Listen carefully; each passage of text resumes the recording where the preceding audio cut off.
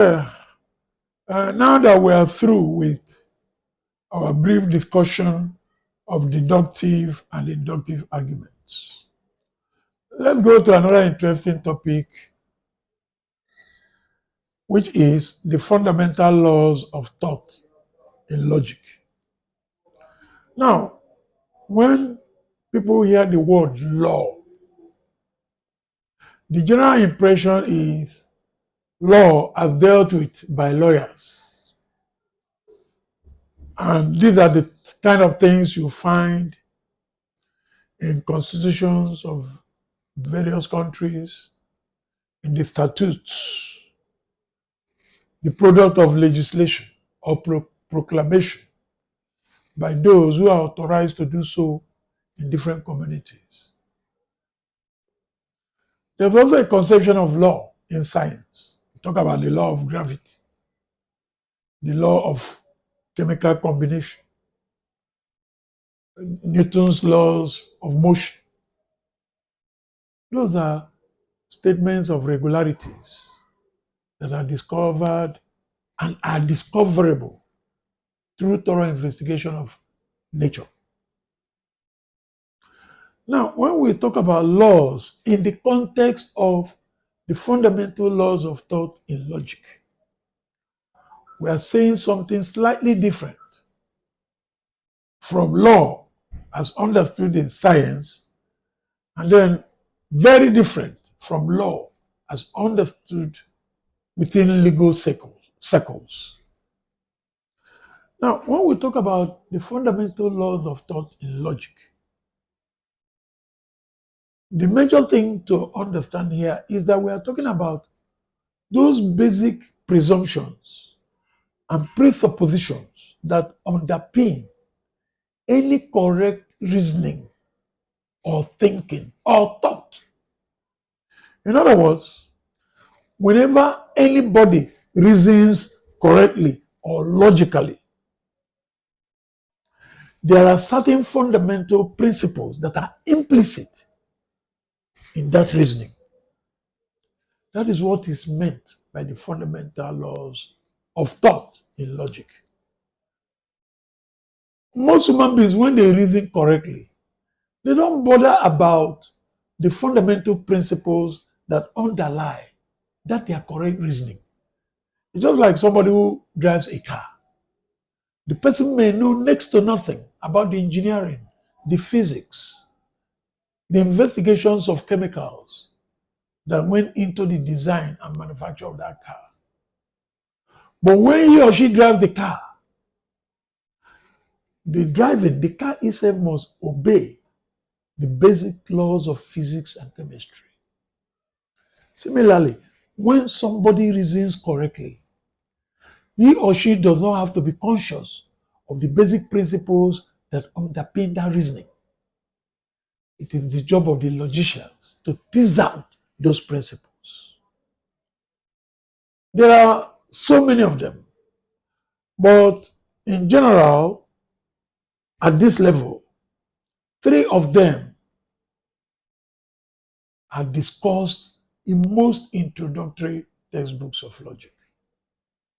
They are the law of identity, the law of contradiction or non-contradiction, and finally the law of excluded middle.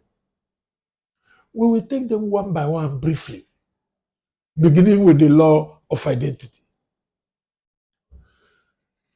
Each of these laws, identity, contradiction or non-contradiction, and excluded middle, are formulated in various ways. But the logical kernel remains the same. For example, the law of identity can be formulated as everything is identical with itself. Or if a proposition is true, then it is true, which also implies conversely that if a proposition is false, then it is false. If you want to put it in a schematic formula, you can say The law of identity means A is A. For example, a chair is a chair.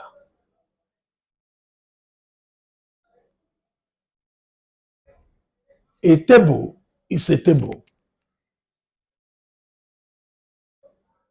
If it is true that today is Wednesday, then today is Wednesday. So you can see that the law of identity wears different garments, but the logical skeleton is the same. Whether you say it means everything is identical with itself, or if you say if a proposition is true, then it is true. If you make it in a schematic form as A is A, you are saying the same thing logically. Then the law of contradiction or non-contradiction affirms that a proposition cannot be true and false at the same time. Or something cannot be what it is and not what it is at the same time. Or schematically, you can say, you can define the law of non-contradiction as stipulating that a proposition or anything cannot be A and not A at the same time. Nothing can be P and not P at the same time. And the law of contradiction or non-contradiction is a very powerful law of thought in logic. In fact, one can argue that the whole essence of logic is to avoid contradiction. And if you go deeper in logic, you will see that the concept of contradiction is very, very important in logical investigations. Finally, we come to the law of excluded middle, which affirms that a proposition is either true or false, or something cannot be, something is either what it is or something else. The law of excluded middle says, for example, that a proposition is either true or false. Something is either A or not A. In other words, it excludes a kind of middle ground. In fact, the expression law of excluded middle tells you that if something is A, then it is A. If it is not A, then it is not A. And therefore, there can be no middle ground. So that you can see that there's an interconnectivity between these three fundamental laws of thought. You can say there's a relationship of entailment because the law of identity entails that of non-contradiction. And it also entails the law of excluded middle. So there is a logical interconnectivity, or if you like, there's a logical intersection between these three laws. You may think that the law of identity is trivial, but it is not. Take, for example, when you go to bed. When you wake up, you assume that the person that went to bed is still the same person that woke up. You assume the identity of yourself. Tomorrow, you assume you are the same person. Assuming you are coming to lectures in room 202, Faculty of Arts, University of Lagos. You came to lectures today in that same room. The following day, you'll be heading to that room. Why are you heading to that room? Simply because you have already assumed that room 202, Faculty of Arts, is still the same thing yesterday as it will be today. You are going for lectures there. That is it. You believe that your parents yesterday are still your parents today. You are presuming the law of identity. Then the law of non-contradiction, of course. In the law court, what do lawyers do? Especially if you're a defense counsel, or even if you're the prosecution counsel. What you do is you try to find out, to see whether the person being interrogated would contradict himself or herself. So you see that you try to avoid contradiction, because once you contradict yourself, you cannot actually be telling the truth, because contradiction is a symptom of untruth. Then you talk about the law of excluded middle. Of course, if the law of non-contradiction is valid, then it must exclude a middle ground. Supposing you say today is Wednesday, it is either today is Wednesday or it is not Wednesday. So that when you affirm that today is Wednesday, you are actually ruling out the possibility that today is not Wednesday. And assuming you made a mistake, maybe today was a Thursday, and you say it is Wednesday. What you do is that you retract your initial statement and say, oh, I was wrong. I never knew that today was Thursday. So you can see that in our daily interactions with people, with reality around us, we presume the validity of these three laws. However, trust philosophers, they have brought up criticisms to question the validity of these laws. Number one, they will say, oh, okay, if you say everything is identical with itself, or that if a proposition is true, then it is true. Supposing that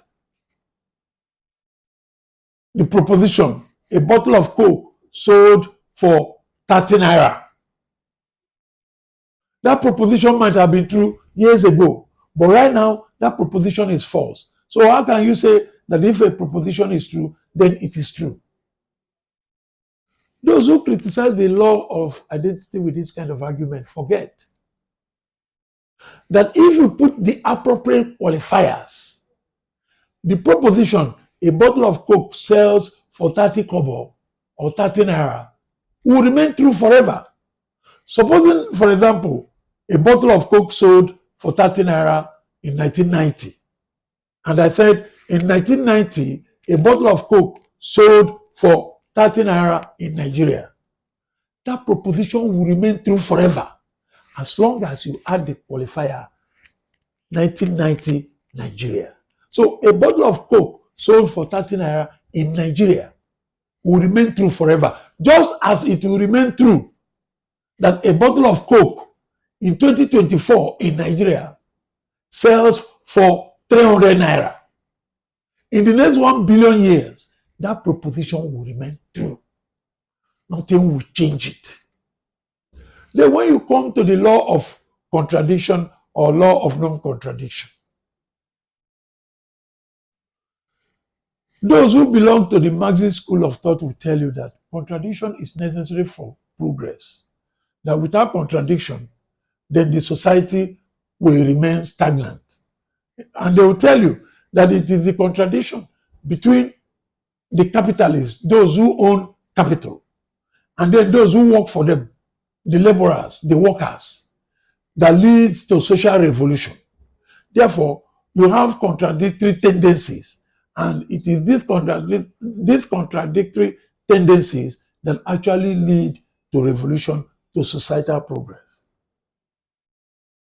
It is even possible, supposing you illuminate a place with the typical yellow bulb, and you bring something that is colored blue in natural sunlight, and you bring it inside a room that is illuminated by maybe yellow light, the normal bulb we used before the popularity of fluorescent tubes, LED bulbs. You will see that something that is blue in yellow light, it looks green. And something that is green in natural light, in yellow light, it looks blue. Therefore, you can see that this item that looks blue can look green, or the one that is green can look. So they have contradictory features.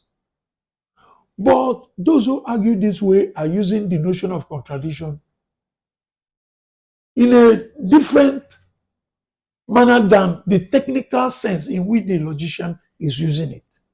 And I'll tell you why. There's a difference between contradiction and opposite. The opposite of boy is girl. But the contradictory of boy is non-boy.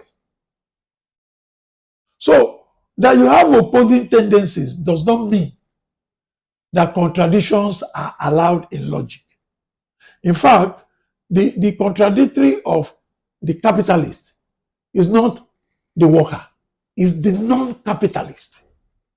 So there is a misconception of the technical logical term contradiction. Obviously, it is true that either today is Wednesday or it is not.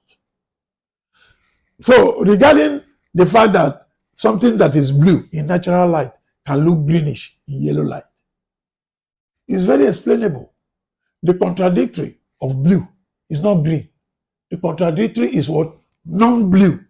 And non-blue can be white, can be black, can be red, any color that is not blue. So when understood in the strict technical logical sense, the law of non-contradiction is valid. Then look at the law of excluded middle. It has been criticized on the ground that if you adhere to such a law, it does not allow for the fact that there are middle ground in everything. It's like something is black and white, but between black and white, there are different shades of colors. Therefore, if you take the law of excluded middle as valid, then you exclude the possibility of gradation in reality. Now, see, it might look so superficially, but when you examine the matter thoroughly, you will discover that indeed the law of excluded middle is correct. If you define the word tall as somebody who is 6 feet and above, then either a person is tall or not tall, which means if you are 5 feet 11 inches, you are not tall. If you are 6 feet and above, you are tall. So when precisely defined, the concept of tall does not allow the kind of gradation people are thinking about in their criticism of the law of excluded middle. So that by the time you say something is red or is not red, it does not matter whether there are deep red, blood red, or different kinds of red. The moment you define redness precisely, then either an object meets that criterion of redness and is described as red or not. Simple. So, which also means, like I said, take for example, in terms of socioeconomic status, you talk about people that are rich, people that are poor, as polar opposites. But the law of excluded middle does not acknowledge that there are people who are either relatively rich or relatively poor. Fine. But supposing you say a rich person is somebody who has up to 20 million naira. It's simple. If you don't have up to 20 million naira, what happens? You are poor. If you have up to 20 million and above, you are rich. So when understood fully in the technical sense in which logicians mean it or intend it to be understood, then the law of excluded middle is valid. And please, let me quickly go back to something about this contradiction or non-contradiction. Take for example, supposing you bring a bowl of lukewarm water, and then one hand, a finger has been in a relatively hot water, and then another finger is just coming out from ice cold water, and you plunge the two fingers into the bowl of lukewarm water, you will notice that the one that is coming from a relatively hot environment will feel colder, whereas the finger that is coming from ice cold water will feel warmer. But it is the same bowl of water. So are you now trying to say that the water is both warm and cold at the same time? No. Once you describe the situation of the fingers coming from different environments, you will see that it has nothing to do with the law of contradiction. It's not that the bowl of water has two temperatures at the same time. It simply means that the two fingers that you are plunging into the lukewarm water do not enter the water at the same temperature, which is why we use what? Thermometers, so that thermometers will give us accurate reading. So, to summarize, once understood in the technical sense in which logicians understand these laws, then one can see that the fundamental laws of thought in logic are valid and are presupposed in any correct reasoning. So it is very important for the student of logic to know this and understand that the fundamental laws of logic, despite criticisms, remain valid irrespective of the fact that they have been questioned by philosophers and some logicians. Thank you very much.